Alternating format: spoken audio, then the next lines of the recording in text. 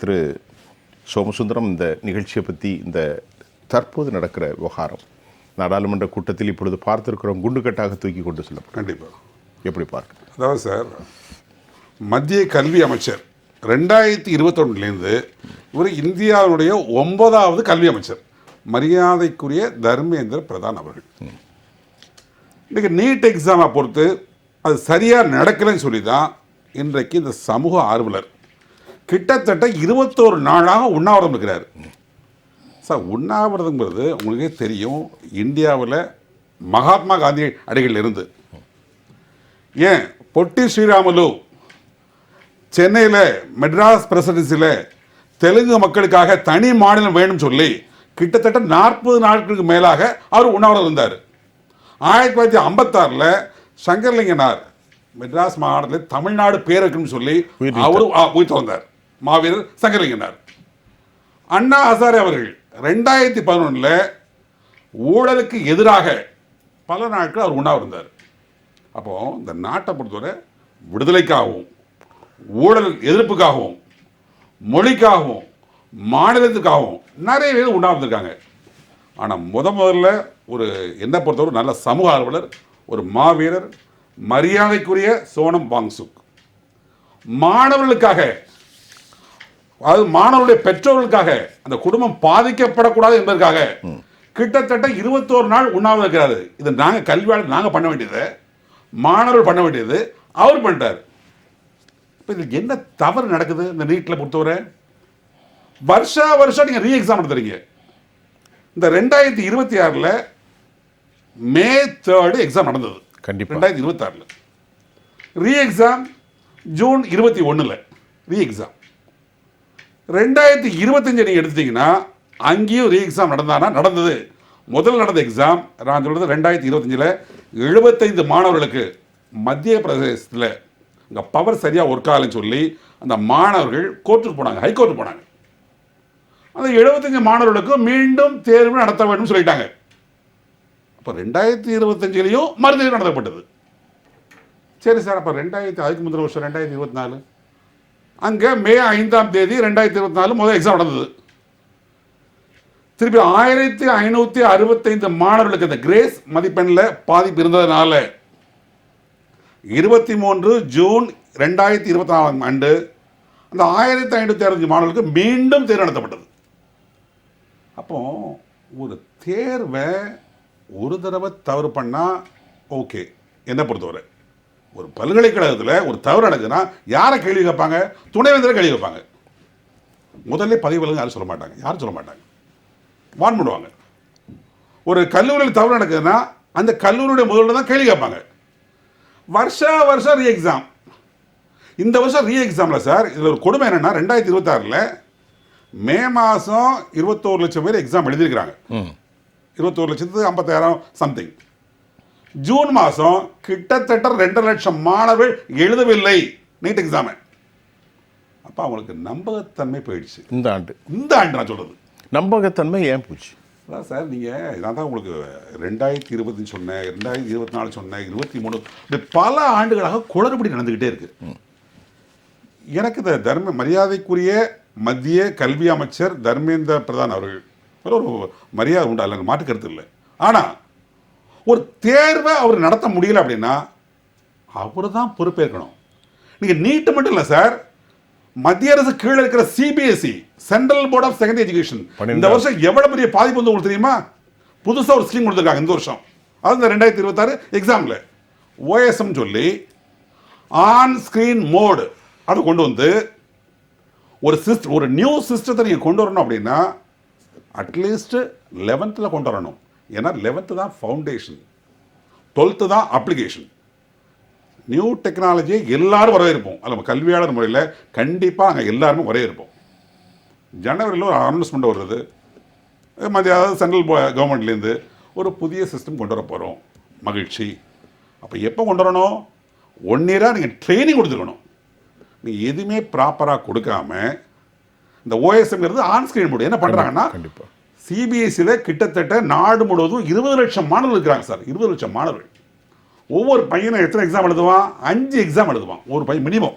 State போர்ட்லேயும் 5 தான் இருக்கும், இங்கே ஸ்டேட் போர்டில் 6 இருக்கும், இங்கே 5 இருக்கும். பட் ஸ்கில் சப்ஜெக்ட் ஒன்று எக்ஸ்ட்ரா இருக்கும் 6. நம்ம 5னே வச்சுப்போம். 20 லட்சம் மாணவர்கள் இன்ட்டு 5 போட்டிங்கன்னா எவ்வளோ வருது? 1 கோடி பேப்பர் வருது. ஒரு புக்லெட் வந்து எனக்கு தெரிஞ்சு மினிமம் 30 பக்கம் இருக்கும். 1 கோடி இன்ட்டு 30 போட்டிங்கன்னா 30 கோடி பக்கம் நீங்கள் ஸ்கேன் பண்ணணும். இப்போ நீங்கள் யார்கிட்ட கான்ட்ராக்ட் கொடுத்துருக்கீங்க? அது நான் வந்து சென்ட்ரல் கவர்மெண்ட்டை கேட்குறேன். அதுக்கு பொறுப்பு அதை ஒட்டி தான் பேசுகிறோம். இல்லை, இந்த இதை பற்றி 2-3 வருஷத்துக்கு முன்னாடியே நம்ம பேசணும். ஆமாம் சார், வட இந்தியாவில் இதற்குன்னு ஒரு பெரிய மாஃபியா கும்பல் இருக்கு. கண்டிப்பாக இருக்கு. அந்த பிளாக் லிஸ்டட் மாஃபியா கும்பல் கையிலே இந்த தேர்வு நடத்து. இந்த தேர்வு இல்லை, பல தேர்வுகள். அதனால தான் சிபிஎஸ்சி நான் பேசுகிறேன். பேச காரணம் அந்த சிபிஎஸ்சி ஏன் சொன்னேன் அப்படின்னா எவ்வளோ பெரிய மோசடி. இப்போ இதை கண்காணிக்கக்கூடிய தர்மேந்திர பிரதான், மத்திய கல்வி அமைச்சர், மத்திய கல்வி அமைச்சர், மத்திய அரசாங்கத்தினுடைய ஒரு பிரதிநிதிகள் கூட போய் சந்திக்கிறது கேட்கு தயக்கம். அதாவது இவ்வளவு ஒரு இவ்வளவு பொறுப்பற்ற தன்மையாக இருப்பான்னு எனக்கு ஆச்சரியமா இருக்கு. இவ்வளவு மாணவர்கள் பாதிக்கப்பட்டிருக்காங்க. அதில் என்ன கொடுமைன்னா சிபிஎஸ்சியில் சார் ஜேஇல இந்த பையன் 95% வாங்கியிருக்கான், போர்டு எக்ஸாமில் ஃபெயில் ஆகிருக்கான்.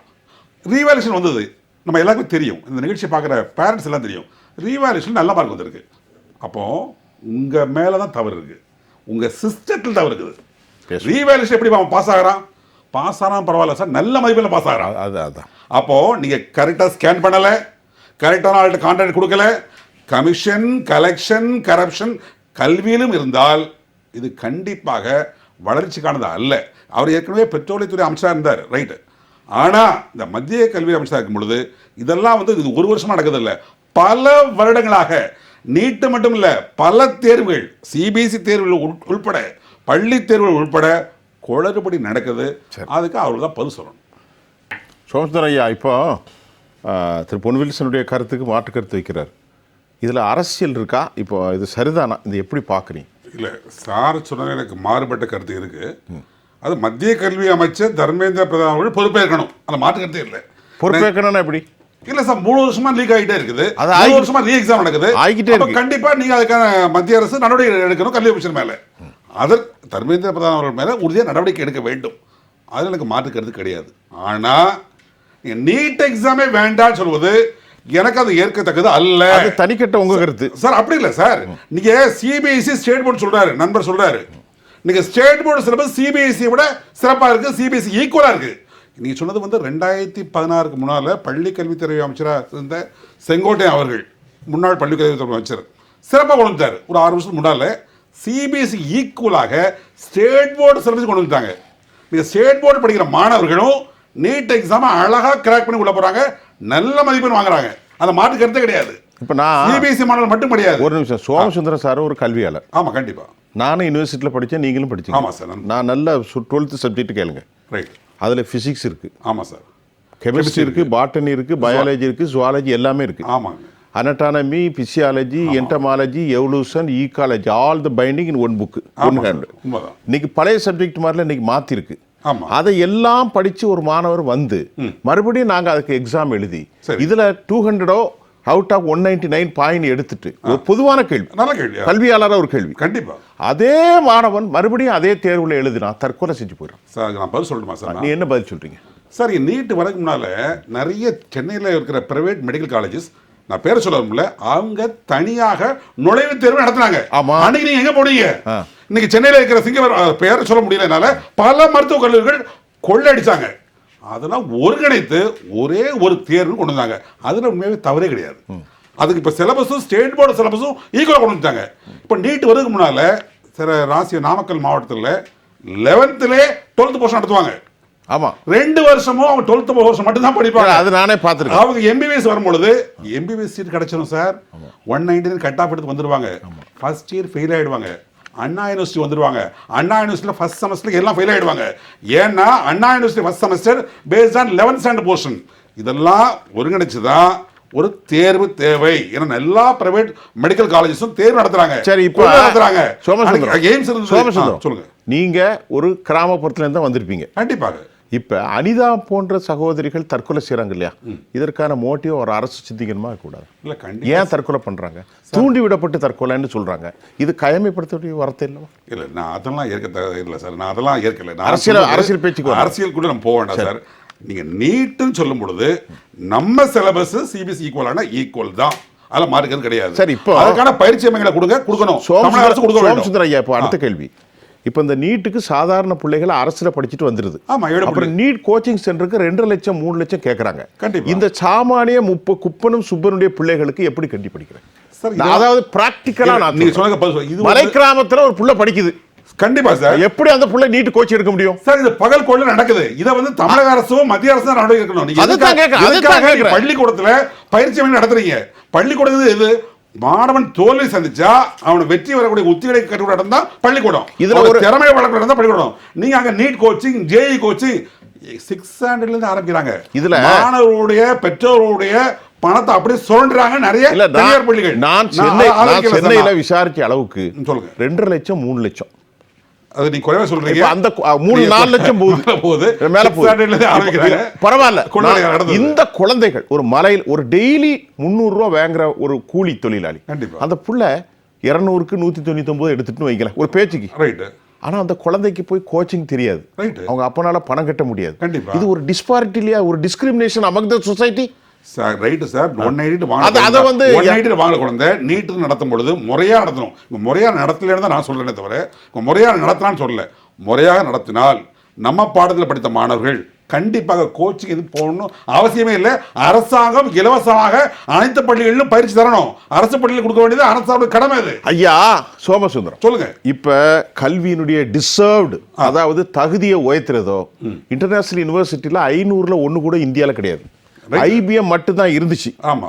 இன்னைக்கு அமெரிக்காவில் படிக்கக்கூடிய சிலபஸ்ல கலிபோர்னியா யூனிவர்சிட்டியில படிச்சா 12th படிக்கிற பிள்ளைக்கு 700 மிசைல் தொழில்நுட்பம் விண்வெளியை பற்றி இருக்கு. இங்க ஒண்ணுமே இல்லை. நல்லா புரிந்து கொள்ளுங்கள். அதை கொண்டு வருவதற்கு முன்பு எல்லோருக்குமான ஒரு இன்ஸ்டிடியூஷன், லோக்கல்ல இருந்து வர்ற பிள்ளைகள், கிராமத்து நாங்கெல்லாம் கிராமத்துல அந்த குழந்தைகள், மலை கிராமத்தில் உள்ள பிள்ளைகளுக்கெல்லாம் அந்த கோச்சிங் வசதியை செய்து கொடுத்த அரசு அதற்கு பிறகு அந்த சப்ஜெக்டை இன்ட்ரோடியூஸ் பண்ணியிருக்கணும். கண்டிப்பா. இது எல்லாரோட நான் கேட்க முடியும். நம்ம அந்த கிராமப்புறத்தை சேர்ந்தவர்கள் நீ அந்த மாதிரி நம்ம கஷ்டப்பட்டிருக்கோம். எல்லா பிள்ளைகளையும் பார்த்திருக்கோம். கண்டிப்பா புத்தகத்தை பாதி விலைக்கு வாங்குற குடும்பங்கள்லாம் இருந்திருக்கு. ஆமா சார். புத்தகத்தை புதுசா வாங்க முடியாது சார். பழைய புக்கு வாங்கிட்டோம். ஆமா. புக்கை தச்சு தான் நாங்களாம் யூஸ் பண்ணி படிச்சிருக்கோம். ரைட். அது எனக்கு மாற்றுக்கிறது இல்லை. இந்த குழந்தைகள் அதை சரியாக புரிந்து கொள்ளாமல் தாய் அது தங்களால் அடையாளப்படுத்தி அதை உள்வாங்க கொள்ள மனநிலை இல்லாம தற்கொலை பண்ணிக்கிட்டான். சார் நீங்க அந்த பாயிண்ட் ஆஃப் வியூல வரீங்க. அது பேசணும் இல்ல அது பேசணும். அது வருந்தத்தக்கது என்பது மாற்று கருத்தே இல்லை. அந்த மாதிரி சம்பவம் மீண்டும் நடக்கக்கூடாது என்பதில் நான் தெளிவா இருக்கிறேன். ஆனா அதற்காக நீங்க நீட் எக்ஸாமே தேவையில்லை. வெறும் 12th மட்டும் அப்படின்னா நான் கேட்ட கேள்விக்கு எனக்கு ஆன்சர் பண்ணும். 11th 12th போர்ஷன் நடத்தும் பொழுது அன்றைக்கு உள்ள கட்சிகள் அன்னைக்கு நீங்க ஏன் பேசாம இருந்தீங்க? அது நம்பர் 1. பல பிரைவேட் மெடிக்கல் காலேஜ் தனியார் நடத்துறாங்க. ஒரு எக்ஸாமுக்கு 5000 ரூபாயிலிருந்து 10,000 ரூபாய் நடத்துறாங்க. அப்போ கிட்டத்தட்ட 60க்கும் மேற்பட்ட நுழைவுகள் நடந்தது. ஒரு காலத்துல எய்ம்ஸ் உண்டு, ஒரு காலத்துல ஜிப்மர் உண்டு, ஒரு காலத்துல சிஎம்சி தனியாக நடந்தாங்க. இப்போ எல்லாம் ஒருங்கிணைச்சு ஒரே ஒரு தேர்வு. சிறப்பு சார். நான் பொருளாதாரத்தை பின்தங்கி இருக்கிறேன் சார். என் ஊர் தூத்துக்குடி மாவட்டம். அப்போ எனக்கு ஒரே ஒரு தேர்வு நீட்டு. நான் எங்க படிக்கிறேன், என் பையன் எங்க படிக்கிறான், மாநில பாடத்திட்டத்துல. நம்ம பாடத்திட்டம் சிறப்பா இருக்கா? ஆந்திரா போர்டை விட சிபிஎஸ்சி ஈக்குவலாக இருக்கு. அப்போ அந்த 11th 12th அரசு ஒரு பயிற்சி கொடுத்தாங்கன்னா கண்டிப்பா நம்ம மாணவர்கள் நிறைய பேர் உள்ள போயிருக்காங்க சார். அதுல மார்க்கிறது அரசாங்கம் இன்னும் பயிற்சி மையங்களை அதிகரிக்க வேண்டும். அதிகரிக்கவில்லை. கொடுக்கிறோம். இலவச கல்வி கொடுக்க வேண்டும். ஒரு சிறிய இடைவேளைக்கு பின்பு ஏனென்ற கேள்வி தொடரும். காத்திருங்கள்.